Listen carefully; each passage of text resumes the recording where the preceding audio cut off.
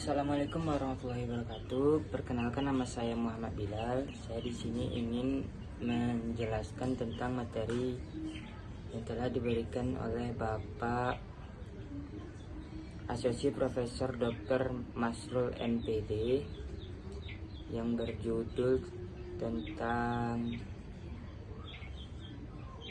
konsep pendidikan, fungsi pendidikan, teori pendidikan, pendidikan sebagai sistem, komponen-komponen pendidikan, dan 6 pilar pendidikan, serta ontologi ilmu pendidikan.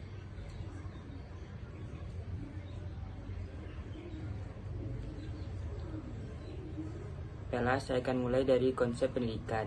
Konsep pendidikan adalah upaya untuk membentuk manusia yang berkualitas dan bertanggung jawab sehingga melahirkan generasi yang tangguh. Berikutnya teori pendidikan. Teori pendidikan adalah kumpulan teori yang menjelaskan tujuan, interpretasi, dan penerapan pembelajaran dan pendidikan. Beberapa fungsi teori pendidikan. Yang pertama, sebagai pedoman untuk menentukan arah dan tujuan yang akan dicapai. Dan yang kedua, mengurangi kesalahan dalam praktik pendidikan. Dan yang ketiga, fungsi pendidikan. Fungsi pendidikan adalah membimbing anak didik untuk mencapai tujuan yang baik dan mengembangkan potensi diri. Beberapa fungsi pendidikan diantaranya memberikan pengetahuan umum dan keterampilan dasar, membentuk pribadi sosial, menyediakan sumber daya manusia. Adapun yang keempat, sistem pendidikan. Sistem pendidikan adalah keseluruhan struktur, proses, dan kebijakan yang dirancang untuk mengatur dan melaksanakan pendidikan di suatu masyarakat. Ini mencakup sebagai komponen seperti kurikulum, metode pengajaran, lembaga pendidikan, atau sekolah universitas, serta peran pemerintahan dan masyarakat dalam mendukung pendidikan. Tujuan adalah untuk membekali individu dengan pengetahuan, keterampilan, dan nilai-nilai yang diperlukan untuk berkembang dalam masyarakat.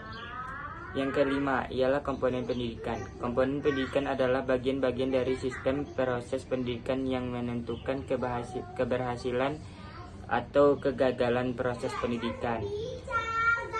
Berikut komponen-komponen pendidikan, antara lain kurikulum, rencana pembelajaran yang mencukupi materi dan tujuan.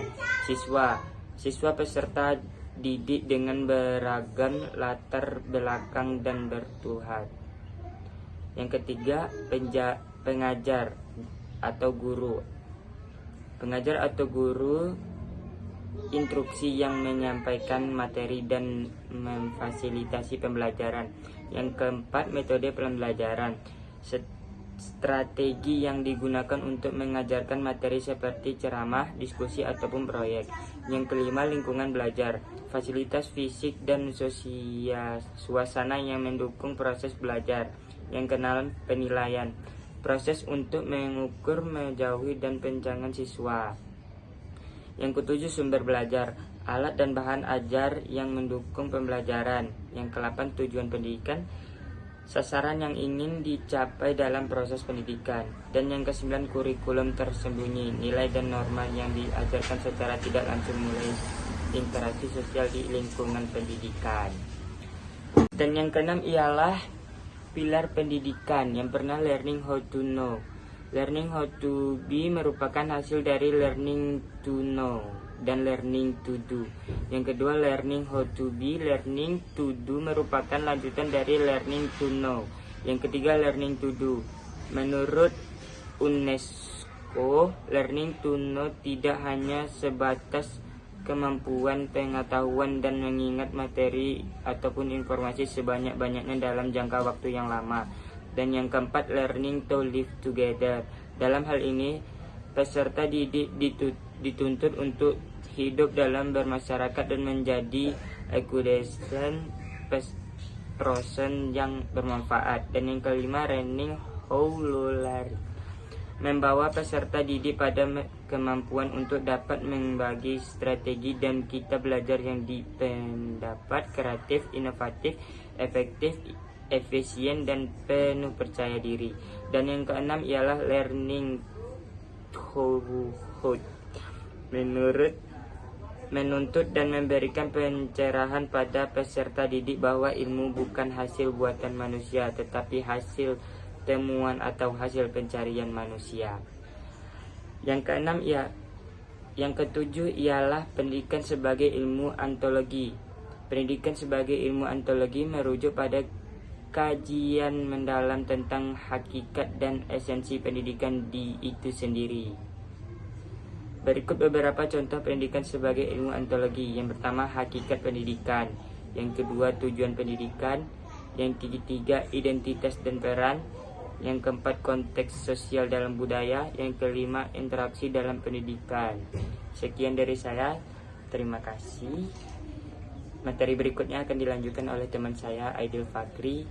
Assalamualaikum warahmatullahi wabarakatuh.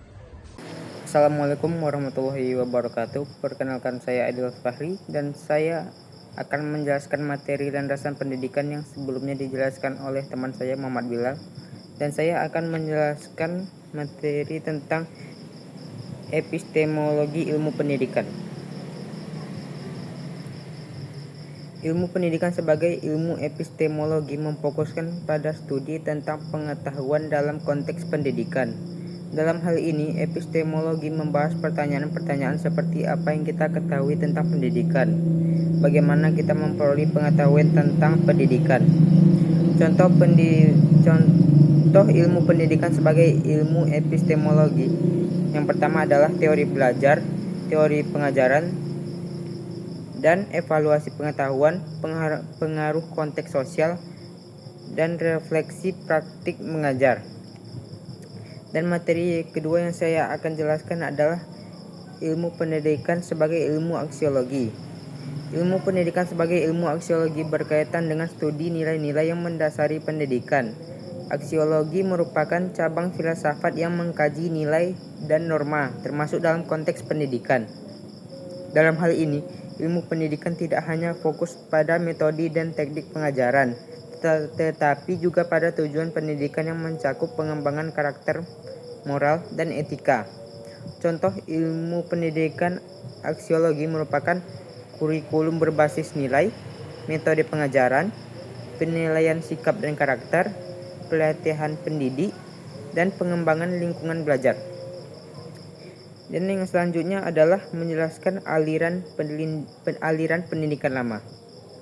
Aliran pendidikan lama atau sering disebut sebagai pendidikan tradisional merujuk pada pendekatan pendidikan yang menekankan pada pengajaran dan pembelajaran yang bersifat konvensional dan seringkali berpusat pada guru. Dalam aliran ini, metode pengajaran lebih fokus pada pengulangan, hafalan, dan penguasaan materi pelajaran yang telah ditetapkan.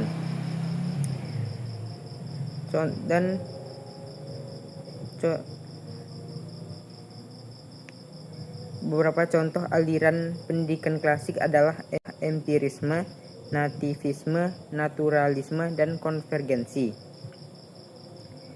Dan yang selanjutnya adalah azas pendidikan. Azas pendidikan merupakan prinsip dasar yang menjadi pedoman dalam pelaksanaan pendidikan. Beberapa azas tersebut antara lain adalah azas kemanusiaan, azas keterpaduan, azas kebebasan, azas kemandirian, dan azas keberlanjutan, dan azas keadilan. Dan yang selanjutnya adalah menjelaskan esensi manusia. Esensi manusia dapat dipahami sebagai inti atau hakikat yang mendefinisikan keberadaan kita. Ini mencakup berbagai aspek seperti merasakan hubungan sosial serta pencarian makna dan tujuan dalam hidup. Dalam konteks filosofis, esensi ini sering diperdebatkan, termasuk pandangan bahwa manusia memiliki naluri untuk berbuat baik, mengejar pengetahuan, atau menciptakan seni. Dan yang selanjutnya adalah dimensi esensi manusia. Dimensi esensi manusia dapat diartikan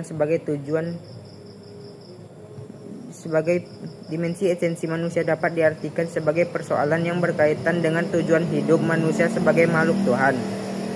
Contoh dimensi esensi manusia adalah dimensi keindividuan, dimensi kesosialan, dimensi kesusilaan, dimensi keberagamaan, dimensi fisik, dimensi akal, dimensi iman, dimensi akhlak, dimensi kejiwaan, dan dimensi keindahan. Sekian dari saya. Terima kasih. Assalamualaikum warahmatullahi wabarakatuh.